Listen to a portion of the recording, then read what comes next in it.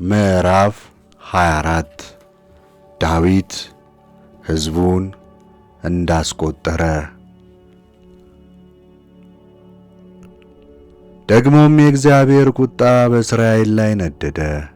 ዳዊትንም ሂድ እስራኤልንና ይሁዳን ቁጠር ብሎ በላያቸው ላይ አስነሣው። ንጉሡም ከእርሱ ጋር የነበረውን የሰራዊት አለቃ ኢዮአብን የሕዝቡን ድምር አውቅ ዘንድ ከዳን ጀምሮ እስከ ቤርሳቤ ድረስ ሂድ፣ ሕዝቡንም ቁጠራቸው አለው። ኢዮአብም ንጉሡን የጌታዬ የንጉሡ ዐይን እያየ አምላክ እግዚአብሔር ዛሬ ካለው ሕዝብ መጠን በላይ 100 እጥፍ ይጨምርበት። ጌታዬ ንጉሥ ግን ይህንን ነገር ለምን ይፈልጋል አለው። ነገር ግን የንጉሡ ቃል በኢዮአብና በሰራዊቱ አለቆች ላይ አሸነፈ። ኢዮአብና የሰራዊቱ አለቆች የእስራኤልን ሕዝብ ይቈጥሩ ዘንድ ከንጉሡ ዘንድ ወጡ። ዮርዳኖስንም ተሻገሩ። በጋድ ሸለቆ መካከል ባለችው በኢያዜር ከተማ ቀኝ በኩል በአሮዔር ላይ ሰፈሩ። ወደ ገለዓድም አዳሳይ ወደምትባል ወደ ተባሶን ሀገርም መጡ። ወደ ዳኒዳንና ወደ ኡዳንም ደረሱ። ወደ ሲዶናም ዞሩ።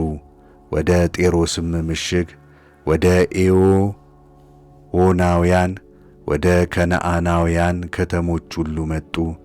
በይሁዳም ደቡብ በኩል በቤርሳቤህ ወጡ። በሀገሪቱም ሁሉ ላይ ተመላልሰው ከ9 ወር ከ20 ቀን በኋላ ወደ ኢየሩሳሌም ተመለሱ። ኢዮአብም የሕዝቡን ቁጥር ድምር ለንጉሡ ሰጠው።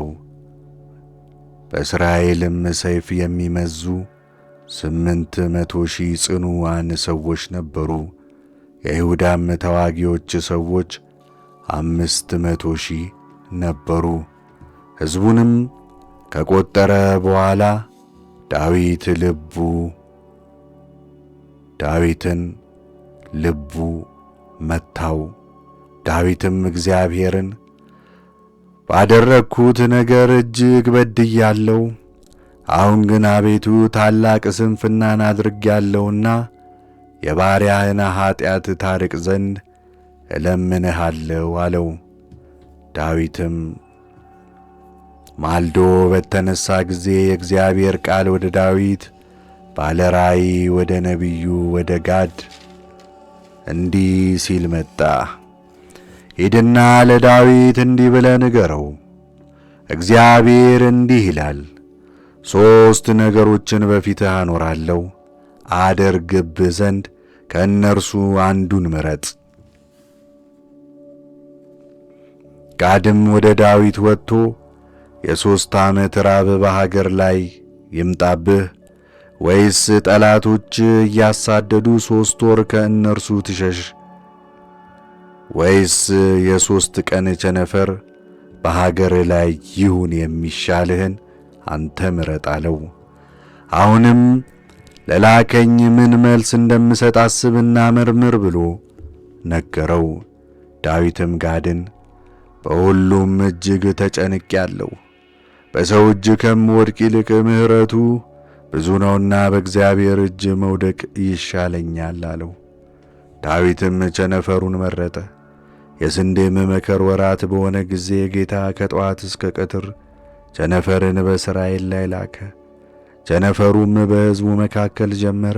ከሕዝቡም ከዳን እስከ ቤርሳቤ 70,000 ሰው ሞተ።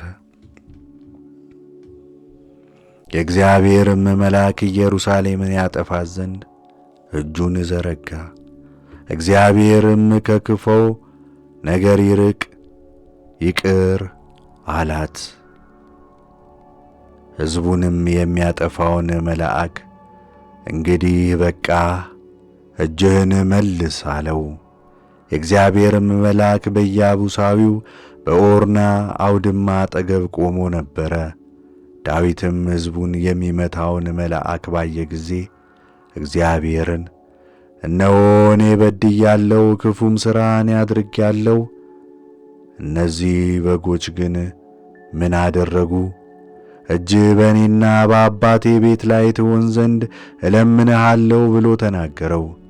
በዚያ ቀን ጋድ ወደ ዳዊት መጥቶ ውጣ፣ በኢያቡሳዊው በኦርና አውድማ ለእግዚአብሔር መሠዊያ ሥራ አለው። ዳዊትም እግዚአብሔር እንዳዘዘው እንደ ጋድ ነገር ወጣ። ኦርናም ሲመለከት ንጉሡና ብላቴናዎቹ ወደ እርሱ ሲመጡም አየ። ኦርናም መጥቶ በንጉሡ ፊት በምድር ላይ በግንባሩ ሰገደ።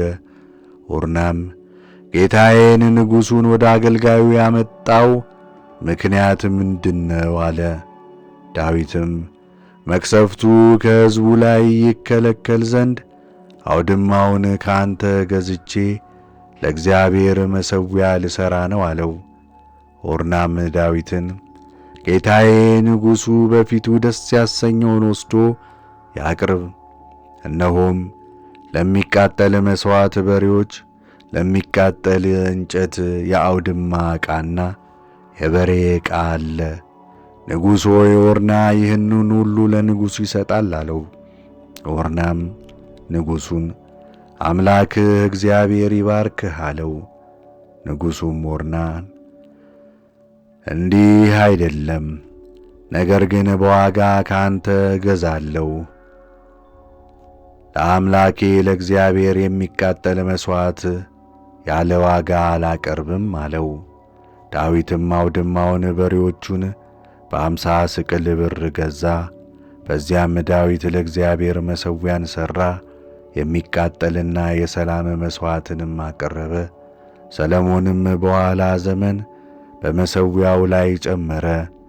ያን ጊዜ አነስተኛ ነበርና እግዚአብሔር ስለ ሀገሪቱ የተለምነውን ሰማ። መቅሰፍቱም ከእስራኤል ተከለከለ።